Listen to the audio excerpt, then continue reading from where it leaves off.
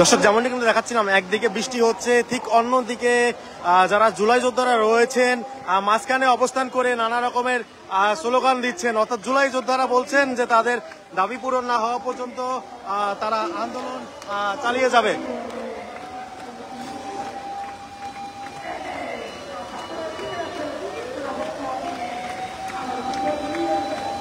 অর্থাৎ ঘোষণাপত্রের যে দাবিটি, সেই দাবির কারণে গতকালকে থেকে এখন পর্যন্ত শাহবাগে অবস্থান কর্মসূচি পালন করছে জুলাই যোদ্ধারা।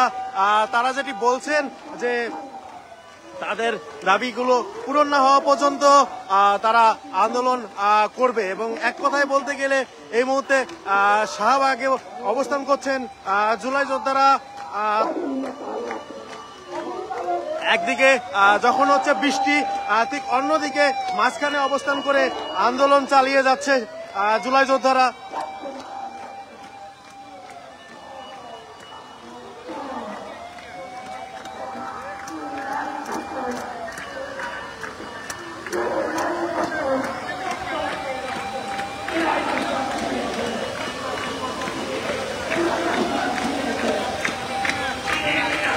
গতকাল সকাল 10টা থেকে শুরু করে প্রায় 25 ঘন্টা অতিবাহিত হচ্ছে জুলাই যোদ্ধাদের এই শাহবাগে অবস্থান করছেন।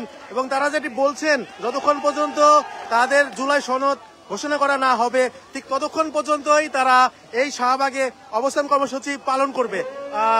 অর্থাৎ এখন পর্যন্ত শাহবাগে তাদের নিয়ন্ত্রণে রয়েছে। আমরা আপনাদেরকে যেমনটি দেখাচ্ছি,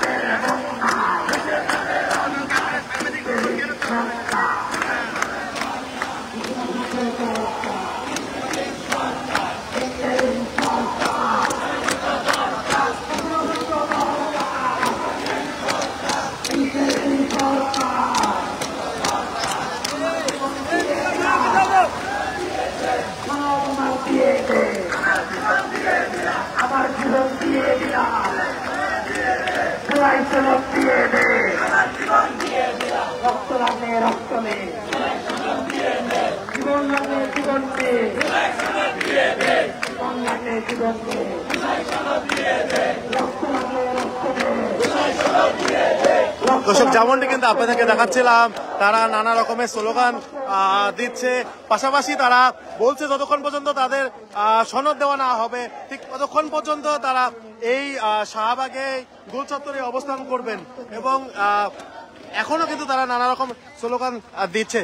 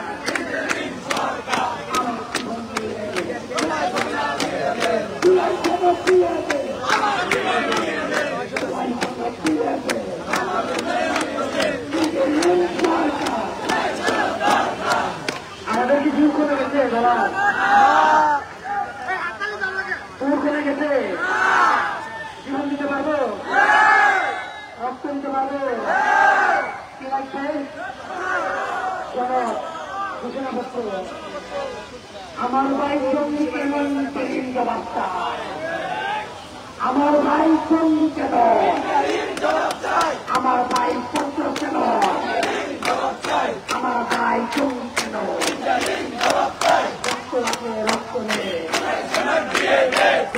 দিয়ে দে বাংলাকে দিয়ে দে পুত্র দিয়ে দে বাংলাকে জীবন দে পুত্র রক্ত রক্তের বন্যায় রক্তের বন্যায় আমার দেশে হুমকি কেন